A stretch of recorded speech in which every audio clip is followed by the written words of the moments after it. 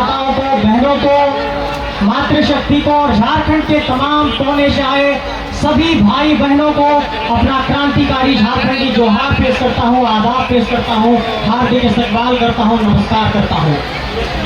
मेरे साथियों, आज की तारीख में ये जो 18 तारीख है, 18 जून 2023 की तारीख इतिहास के पन्नों में एक ऐतिहासिक तारीख के तौर पर दर्ज होने जा रहा है।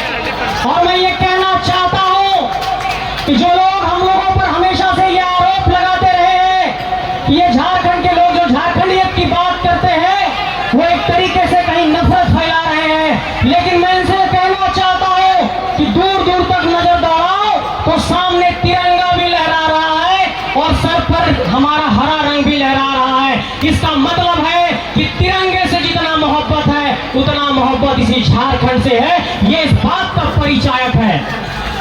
और इस कड़ी धूप में हर पीठ से, हर बदन से जो पसीना निकल रहा है वो सिर्फ पसीना नहीं है, ये इतिहास के पन्नों में दर्ज पसीने से लिखा गया एक किताब का एक नया अध्याय है।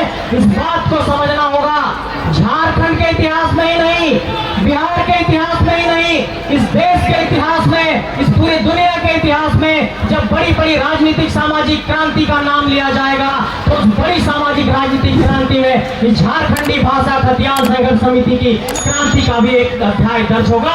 यह मैं आपको विश्वास दिलाता हूँ कि ये कोई साधारण आंदोलन नहीं है।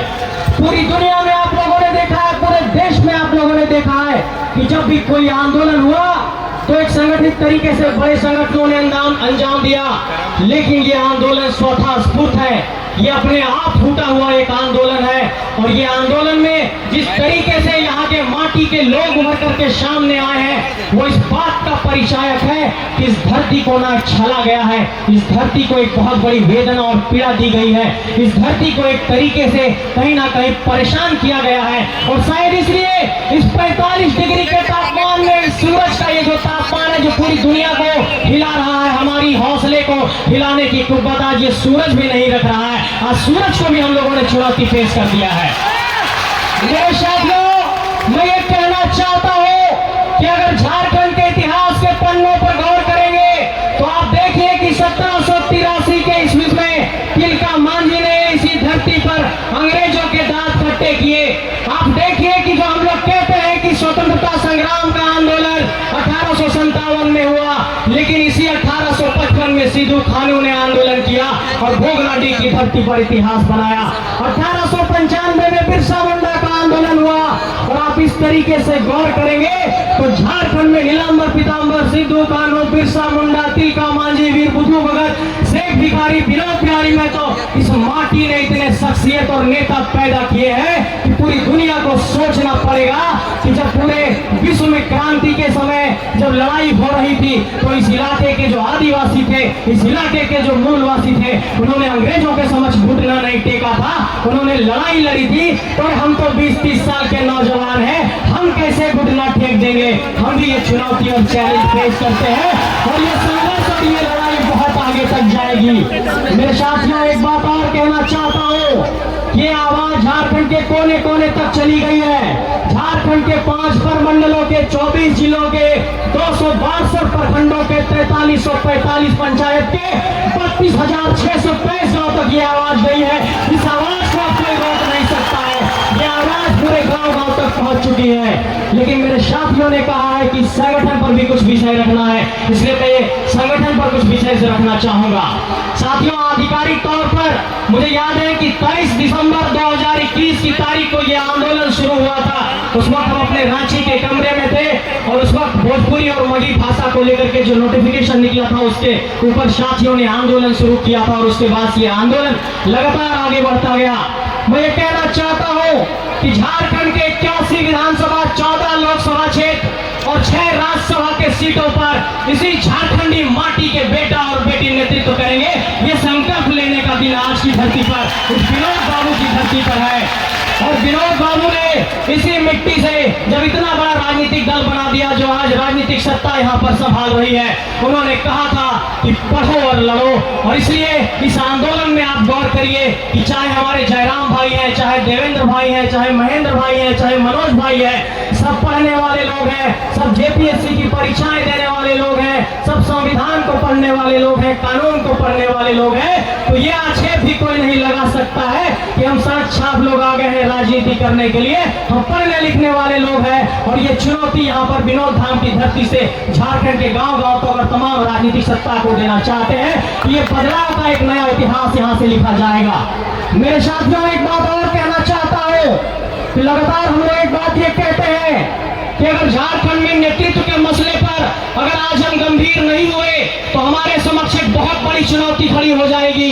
वो इसलिए क्योंकि हमारे लोग नौकरशाही में नहीं है, हमारे लोग न्यायपालिका में नहीं है। एक उपाय बचता है विधायिका, जहां पर सांसद और विधायक बना करके भेज सकते हैं। उसमें भी आप गौर करिए कि कितने बार के लोगों ने कब्जा कर लिया है। अगर उदाहरण गिनाने बैठ जाएंगे तो सामने देखिए धनबाद के सांसद कहाँ के हैं, हजारीबाग के सांसद कहाँ के हैं, गोड्डा के सांसद कहाँ के हैं, चतरा के सांसद कहाँ के हैं, पलामू के सांसद कहाँ के हैं। ये हमारी माटी पर एक बहुत बड़ा सवाल है कि क्या हमारी राजनीतिक चेतना इतनी कुंद हो गई है कि हम अपनी माटी से अपना लीडर नहीं निकाल सकते हैं। हम लोगों को आज ये संकल्प लेना होगा कि इसी बलियापुर की धरती से, इसी चौपारण की धरती से, इसे बड़ी की धरती से, हजारीबाग की धरती से, इसी चाची की धरती से हम लोगों को लीडर निकालना होगा और अपनी माटी से लीडर निकाल करके इस मिट्टी को एक तरीके से नेतृत्व देने का काम करना पड़ेगा।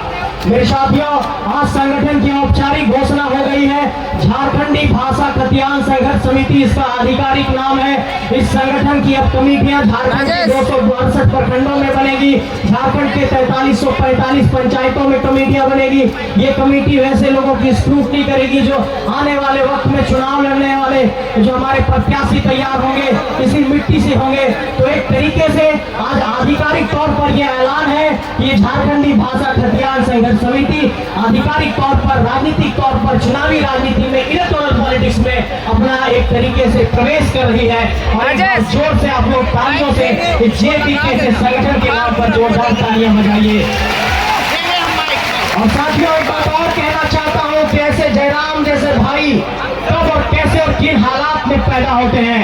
1.5 सालों से इस भाई को आंदोलन करते हुए देख रहा हूं, धूप में, पानी में, बरसात में।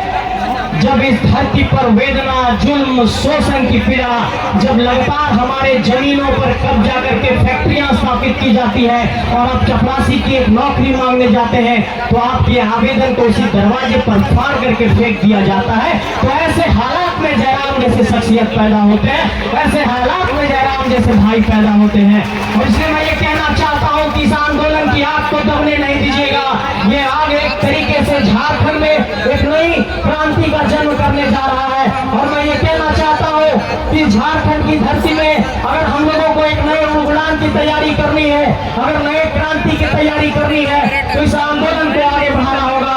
और इस मन से ये ऐलान कर रहा हूँ कि ये एक नए इंकलाब का ऐलान है, ये एक नए आंदोलन का ऐलान है, ये एक नए आगाज का ऐलान है, ये एक नए क्रांति का ऐलान है। ये क्रांति अब नहीं रुकेगी, ये क्रांति गांव गांव तक जाएगी और झारखंड के तमाम गांवों में जाकर के हम आंदोलन को लेकर के जाएंगे। साथियों, कुछ और कानूनी बात करना चाहता हूँ, 2-5 मिनट और लूंगा। देखिए, जो लोग ये बात कहते हैं कि झारखंड की स्थानीय नीति और नियोजन नीति की जो मांग है वो कभी कभी लोग कहते हैं कि ये असंवैधानिक मांग है, ये झारखंड के लोग गलत मांग कर रहे हैं। उनको हम ये कहना चाहते हैं कि अगर उनमें थोड़ी भी सलाहियत और कानून की समझ होगी तो बिहार राज्य पुनर्गठन अधिनियम 2000 की धारा 85 को पढ़ लेंगे।